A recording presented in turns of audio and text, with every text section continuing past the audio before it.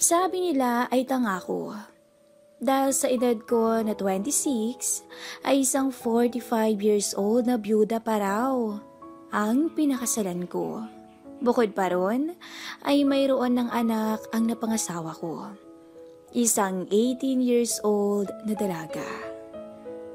Marami ang tutol at kontra. Kaya nga ang sabi ko sa mga hater at bashers ko ay mahal ko si Emma. At wala kayong pake. Walang makakapigil sa amin. Masaya ang pagsasama namin ni Emma. Kahit busy kami pareho sa trabaho, ay nagagawa naming mag-bonding at mag-enjoy. Isa siyang restaurant manager at ako ay isang marketing supervisor sa isang kumpanya ng soft drinks. Stable ang financial status namin at masaya ang takbo ng aming relasyon. Pagdating naman sa kama, ay masasabi ko na nagbabaga pa rin kaming dalawa ni Emma. Ang setup namin ay ako ang nakitira sa kanila dahil may sariling bahay na si Emma. Okay naman ang trato sa akin ng dalaga niyang anak na si Abby. Medyo maluho lang at snob pero sumasagot naman kapag kinakausap. Nagbago ang lahat noong 6 month ng pagsasama namin ng asawa ko. Inoperahan siya sa matres para tanggalin ang cyst na posibleng cancerous. 1 buwan matapos ang naging operasyon ay tuluyan nang gumaling si Emma. Yun nga lang ay kasabay sa pagkawala ng cyst ay nawala na rin ang gana niya sa kama. Ang saklap. To bring her back to normal ay naisip namin ni Emma na subukan ulit na mag-honeymoon. Yun nga lang ay pumalya ang plano namin dahil na-promote siya sa trabaho at dumami ang workload niya. Kasunod pa nun ay naging mainitin na ang ulo ni Mrs. at si Abby ang napagbubuntunan niya palagi. Binawasan ni Emma ang allowance ng dalaga. From 300 a day ay 100 na lamang. Sakto lang pamasahe at lunch. Ilang araw ding iniyakan ni Abby yun. I tried to convince my wife na huwag naman ganun kay Abby. But my wife told me na hayaan mo mahal para matutong magtipid. Isa pa, nag-iipon ako para rin sa future niya. Ang sabi ni Emma. Hinayaan ko na lang at hindi na ako nakialampas sa kanila. Nag-focus na lamang ako sa trabaho. 5 a.m. to 2 p.m. ang pasok ko sa trabaho. Kaya ako na ang naghahanda sa merienda at dinner namin ni Abby. Habang ang asawa ko naman ay pumapasok ng trabaho sa oras na 2 p.m. hanggang 12 midnight. Kung minsan pa ay 2 a.m. na nakakauwi si Emma dahil sa pagiging workaholic niya. I understand her. Work and being busy makes her happy. She is a natural workaholic lady. Dahil sa pagiging busy niya ay wala na kaming quality time together. Hindi na rin namin nagagawang tikman ng isa't isa.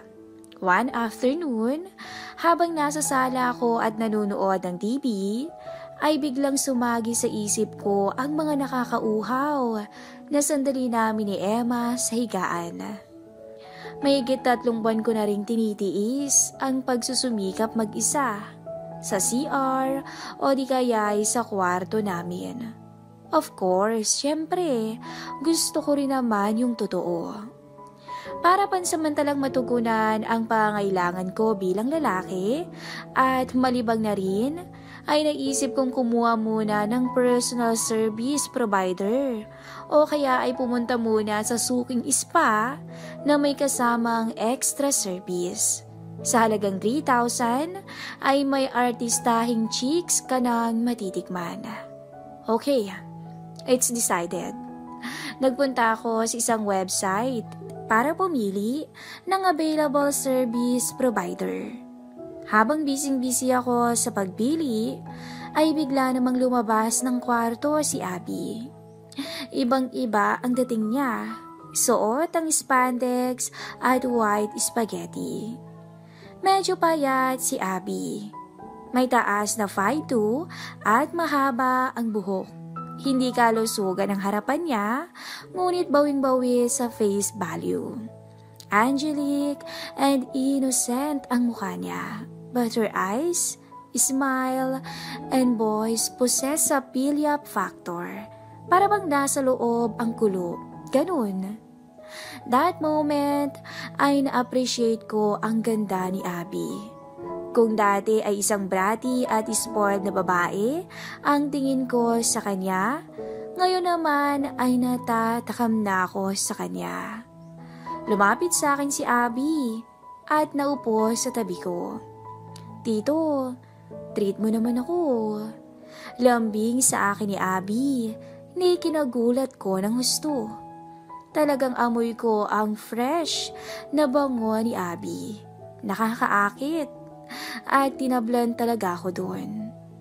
"Ano bang gusto mo, Abby?" tanong ko. Hinawakan niya ang baba niya na tila ba nag-iisip. After a while, ay sumagot na siya. Cash?" Joke. Hindi ko mapigilan ang sarili kong tumitig sa kanyang maganda at inosenteng mukha. Hindi ko rin maiwasan na manggigil sa kanya. "Sige, pero dapat paghirapan mo." Sambit ko naman. "Good idea. Make me work for you para naman may extra money ako dito. Hindi na nga ako makabili ng gusto ko eh. Si Mami kasi." Himutok ni Abby. This is the first time na nag-usap kami ng medyo mahaba at may sense. Dati kasi ay hi, hello zone kami sa isa't isa. "Ano naman kayang work mo sa akin?" tanong ko. "Hindi ko alam eh." Sagot niya. Masahista," I suggested. Pwede din. Game?" Ganadong tugo ni Abby. Dumapa ako sa sofa at minasage niya ang likod ko. Masuyong hinaplos at diniin ni Abby ang likod ko. Malambot at medyo nakakakiliti ang pakiramdam. Biglang may isang idea na sumagi sa isip ko. "Abby, teka lang. Hindi ka naman sanay eh. Ikaw nga ang dumapa dyan at ipapakita ko sa iyo kung paano gawin yun ng tama." Tumayo ako sa sofa at pinadapa ko si Abby. Alanganin siyang sumunod. Nahihiya raw siya at hindi daw siya ready, pero kakapilit ko ay sumunod din siya. Sinimulan kong i-massage ang mamula-mulang balikat ni Abby at masuyong dinainan yun papunta sa tagiliran niya. Napapitlag bigla si Abby nang maramdamang munti ko nang mahaplos ang hindi dapat. "Ikaw ang pilyo mo pala?" Sambit ni Abby sabay tawa. "Oh, bakit? Ano bang ginawa ko?" Pamaang ko namang tanong.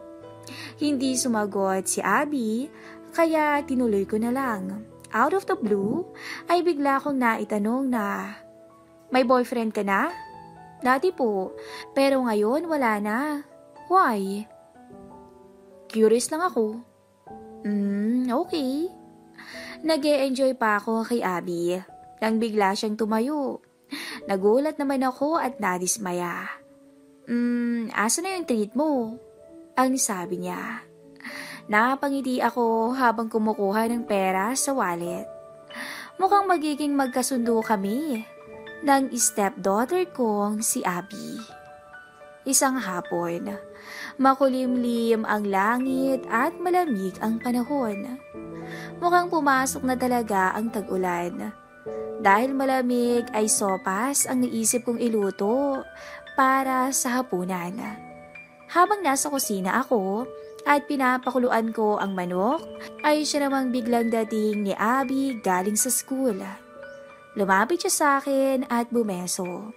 Matapos nun ay naupo siya sa silya. Nagkwentuhan kami ng kung ano-ano hanggang sa mapunta ang usapan sa baon niya. Tito, pahingi naman po ng baon please. I'm broke, she said with matching paawa voice and irresistible puppy eyes. Ngumiti ako sa kanya. Siyempre, bibigyan ko siya ng pera, pero sisiguraduhin ko muna na may kapalit. Bakit hindi ka humingi sa boyfriend mo? Ang sabi ko. Kinurot bigla ni Abby ang dulo ng matangos niyang ilong at sinabing, "How many times do I have to tell you na wala na akong boyfriend?" Natawa ko sa mukha niyang hindi maibinta ang ekspresyon. Parang nakakaawa na nakakainis. Abby, ilang taon na ang ex-boyfriend mo? Tanong ko. Napabuntong hininga to at sinabing, 25 na po.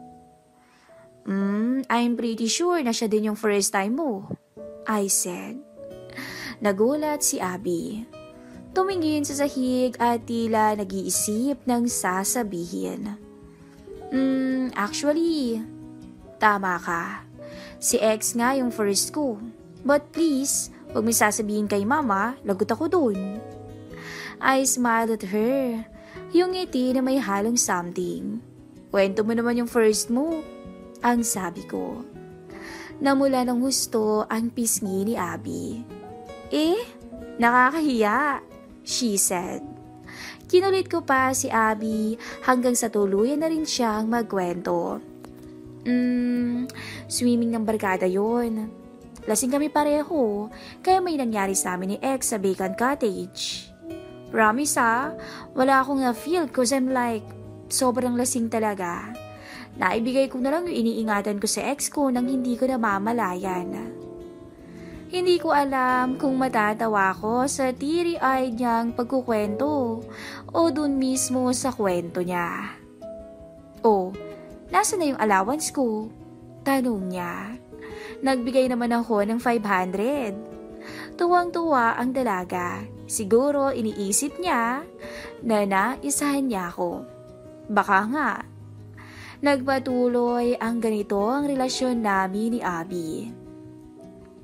Minsan nga ay sugar dad na ang tingin ko sa sarili ko. Dahil sa konting lambing lang niya ay bigay agad ako ng pera. Wala naman akong magawa. Dahil gusto ko talagang makaisa kay Abby. Kailangan ko lang mag-antay ng perfect opportunity. One Friday afternoon. Masarap ang siesta ko sa room namin ni Mrs.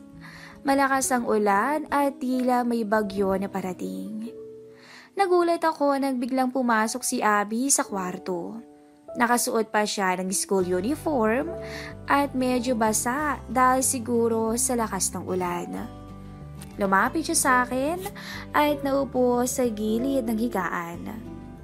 Amoy ko ang sweet smell niya na talagang bumubuhay sa aking diwa. Tito, may lakad po kami ng friends ko bukas she said. Napangiti ako dahil alam ko na ang kailangan niya. Okay, edi umuwi ka ng maaga at huwag lumagpas sa curfew, sagot ko. She looked at me again with those puppy eyes of her. Pwede po bang humingi ng baon? Ang sabi niya. Magkano ba? Kahit magkano po. Kumuha ko sa bulsa at kung ano yung makuha ko ay sa kanya na. Etong 20. Nagulat si Abby. Ako naman ay tawa ng tawa sa pabebe niyang facial expression. Naman I asked her kung magkano ang kailangan niya at kung saan sila gagala. 2,000 po. Kakain kami sa Vikings. It's now or never. I need to step forward para mapasakin siya ngayon. Ang laki naman yata, Abby. At ano namang kapalit nun? I asked. Masahe ulit? She suggested innocently. No? How about manicure? Pedicure, hug, kiss, she said. Hug at kiss? Sagot ko. Weh, okay lang kung ayaw mo. Hintayin mo na lang yung friends mo sa labas ng Vikings. Yung 20, ipambili mo na lang ng butong pakwan para malibang ka sa paghihintay. Ang sabi ko. She looked at me, straight to my eyes and said, sige, game ako. Pagkasabi niya nun, ay sumampagad sa akin si Abby. Matapos nun, ay walang ano-ano niya akong hinalikan. Nagulat ako dahil sa pagiging agresibo ni Abby, but yes, syempre, nagustuhan ko yun. Ang bango-bango niya, yung amoy na talaga namang nakakabuhay ng diwa. Ginawa ko ang lahat ng paraan para bumigay din si Abby. Niyakap ko siya para hindi siya makalayo. Sinubukan kong pagbaliktarin ang pwesto namin. Ako dapat ang nasa taas at siya ang nasa ilalim. Pero hindi ako makakilos sa pwesto ko. Bago ko pa nagawa ang bala ko ay kumalas na si Abby. Tumayo siya at agad na lumayo sa akin. Okay na ha? Bukas ha, yung promise mo. Sambit ni Abby habang hinahabol ang hininga. Teka, paano naman ako? Tanong ko. Hindi sumagot si Abby. Agad siyang lumabas ng room. Sobrang bitin. Napahiga na lang ako and looks like hindi ako makaka-move on sa nangyari. Sa gitna ng pagmumuni-muni ay sumagi sa isip ko ang ex-boyfriend ni Abby. Ang swerte ni Gago, tang-ina. Abala ako sa daydreaming nang bigla nilang bumukas ang pintuan. Sumulyap si Abby sa pinto at may binato sa akin. Umiti siya sa akin with matching peace sign. Pagkatapos ay isinara niya ang pintuan. Kinuha ko ang lukot na papel na ibinato ni Abby. Binuklat ko at binasa ang nakasulat doon. Yung promise mo I did my part. Sana ikaw din. Or else, galit na tayo. Hindi na kita bati. P.S. Huwag mo ring isipin na nagustuhan ko yung kiss natin kanina. I did it for money. Yung last na sinulat niya medyo masakit at nakaka-disappoint. But I don't care. Lalo lang ako ang na-challenge. Once na bumigay siya sa akin, sure akong babalik-balikan niya ako. Gulong-gulo pa rin ang utak ko nung oras na yun. Hindi ako mapakali. Hindi ako makapag-isip ng malinaw. Ang gusto ko lang naman ay maangkin na si Abby. Bahala na. Lumabas ako ng kwarto namin at pinuntahan si Abby sa silid niya. Maingat kong binuksan ang pintuan at chinek ko kung ano ang ginagawa niya. Nakita ko si Abby. Nakaupo sa higaan niya at may isinusulat sa notebook. She looks serious. Baka thesis or reports ang ginagawa niya. Nakasuot siya ng white t-shirt and black cycling short. Added cuteness yung pigtails and eyeglass niya. Pumasok ako sa room at nagulat siya nung makita ko. Tito? Anong ginagawa mo dito? Ang sabi niya. Walang kibu-kibu akong lumapit sa kanya at matamis na sinunggaban ang labi niya. Nagulat si Abby sa una, pero hindi siya pumalag. After a while, gumanti rin siya. Napahiga kami pareho sa kama niya. Itinaas ko ang t-shirt niya at binaba ko ang cycling niya. Ngayon lang ako nakaramdam ng ganito. Magkahalong excitement at kaba. I want to take it slow. Make her feel love. Sorry po, she said. Nagtaka ko. Why sorry? Ako ang nagtitake advantage. Naguluhan ako ng konti. I smiled at her and said, Don't be. Let's enjoy this together." Abby didn't say a word, but she smiled at me, a smile that I've never seen before. Sa puntong yun, hinayaan niya akong makuha ang gusto ko. Kahit na minsan ay pilit niyang isinasara ang mga binti niya. Sa sobrang gigil ko, feeling ko masisira ko yung bed niya.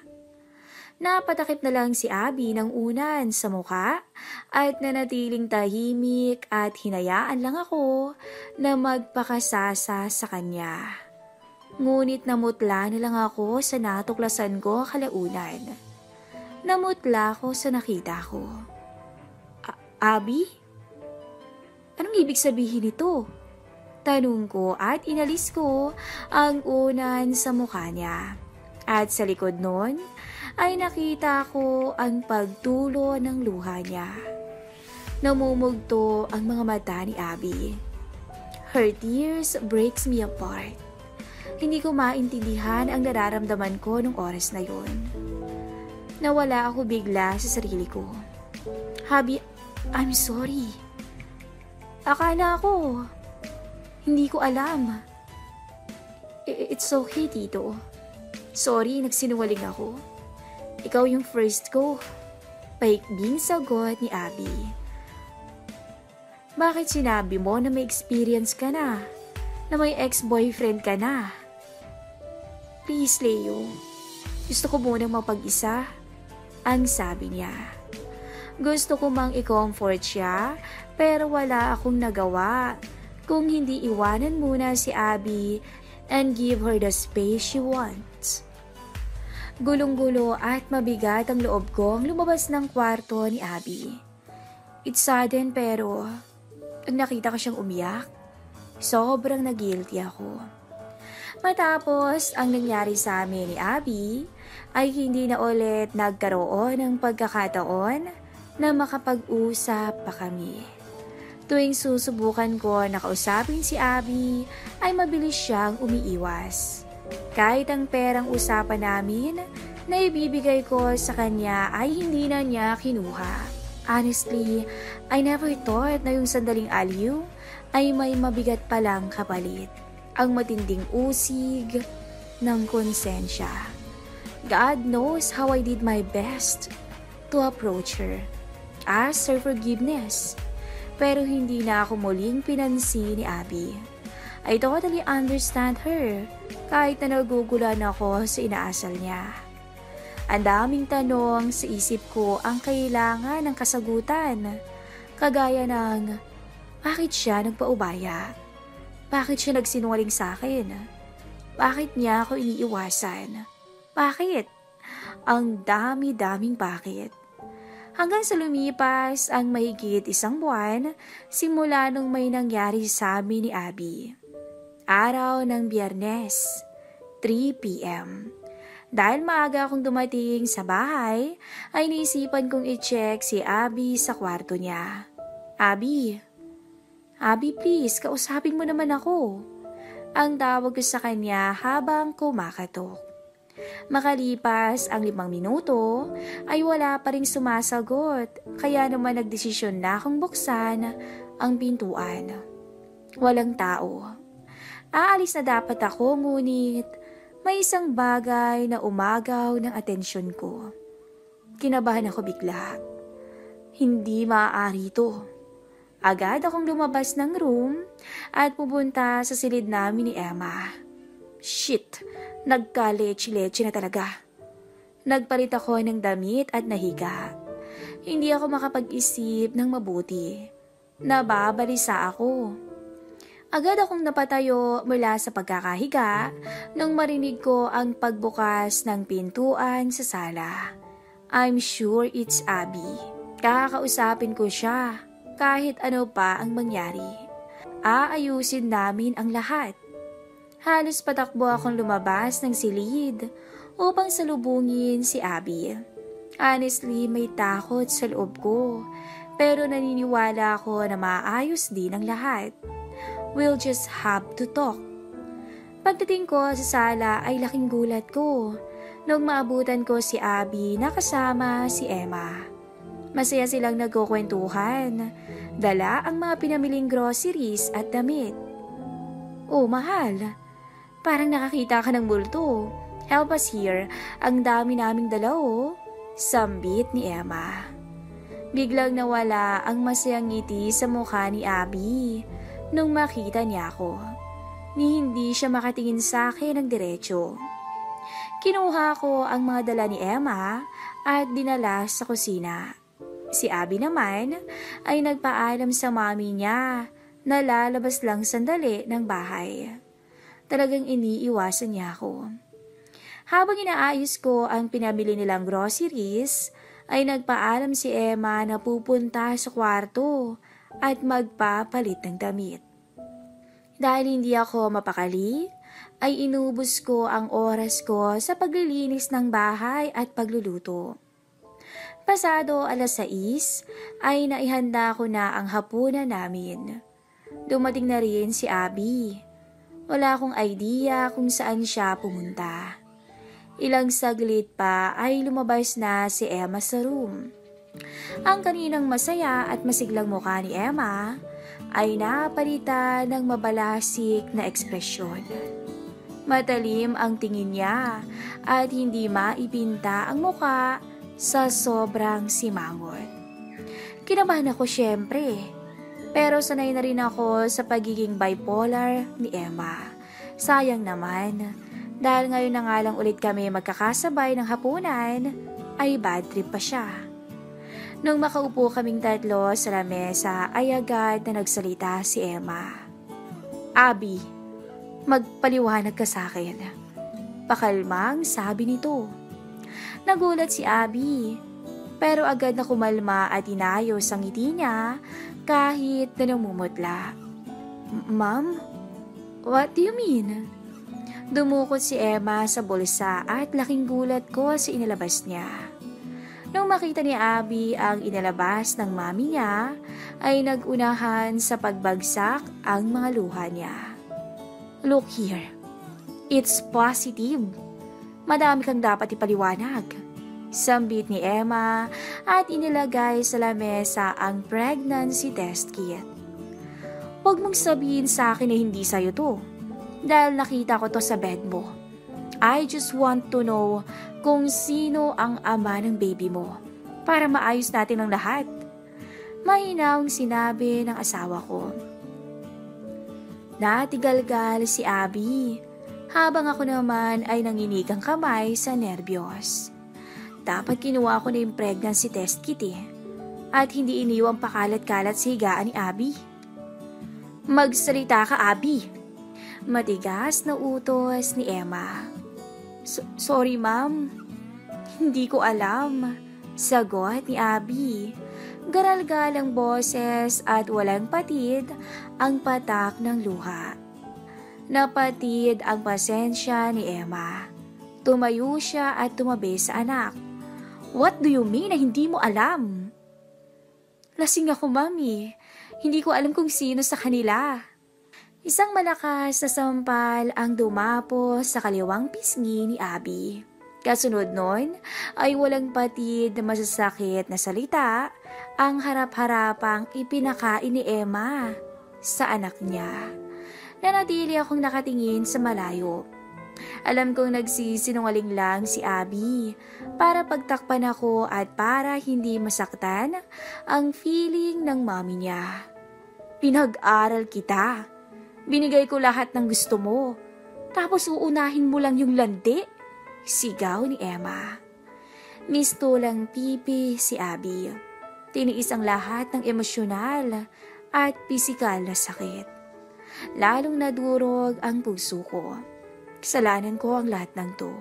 Kung hindi ko inuna ang uhaw ko sa katawan, hindi sana siya magdurusa ng ganito. Ilang saglit pa ay padabog na bumalik si Emma sa kwarto namin.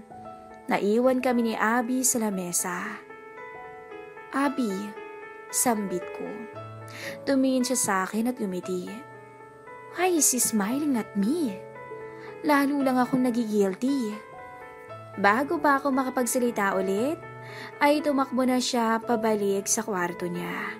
Naiwan akong mag-isa sa hapagkainan. Gulong-gulo at hindi alam ang gagawin. Inayos ko ang hindi nagalaw na pagkain. Matapos noon ay pumunta ako sa aming kwarto. Hindi ko pa rin makausap si Emma. Ayaw niyang umimik. Sa sobrang pagod kakaisip ay nakatulog ako. Bandang 2:00 ng madaling araw ay naalimpungatan ako. Dahil mahimbing ang tulog ni Emma ay naisipan kong puntahan si Abby. Maingat akong tumayo sa higaan at tinungo si Abby sa room niya. Pero nagulat ako nung hindi ko nakita si Abby sa loob ng kwarto niya. Ang naabutan ko ay 2 sulat na nasa ibabaw ng unan niya. Leo ang nakasulat sa isa at ang isa pa ay Mommy. Binasa ko ang sulat para sa akin. Hi Tito. Or should I say Leo? I know. Na mauuna kang pumunta sa room ko. Kaya ibigay mo nilang kay Mom ang letter ko ha? Thanks. First of all, gusto kong malaman mo na matagal na kitang mahal. I did all of that because I really love you. But I realized na mali yung ginawa ko. I'm so stupid. Para akitin yung asawa ng mommy ko. It's all my fault. Nadamay ka lang, Leo. Please forgive me and don't ever tell Mom na ikaw yung totoong ama ng baby ko. Ayokong masaktan pa siya. Ayokong masira yung relasyon niyo dahil sa akin. I'll move forward and be a stronger like my mom. Please, Leo, take care of my mom. Doon muna ako sa malayo, sa lugar na hindi na tayo magkikita. Never think of worrying about me, dahil kaya ko ang sarili ko, okay? Kalimutan mo ko, Leo. Dahil kapag nagkita tayo ulit, huyo ka na sa akin. Joke lang. My prince will arrive someday, and will live happily ever after. Till next century. Thanks for everything. Abby. Gusto ko mang hanapin si Abby at ayusin ang mga problema ay wala na akong ibang magawa kung hindi irespeto ang mga hiling niya. Lumabas ako ng bahay at sa ilalim ng dilim ay buong pait akong nanangis. Hanggang dito lang po ang story ng ating bidang si Abby.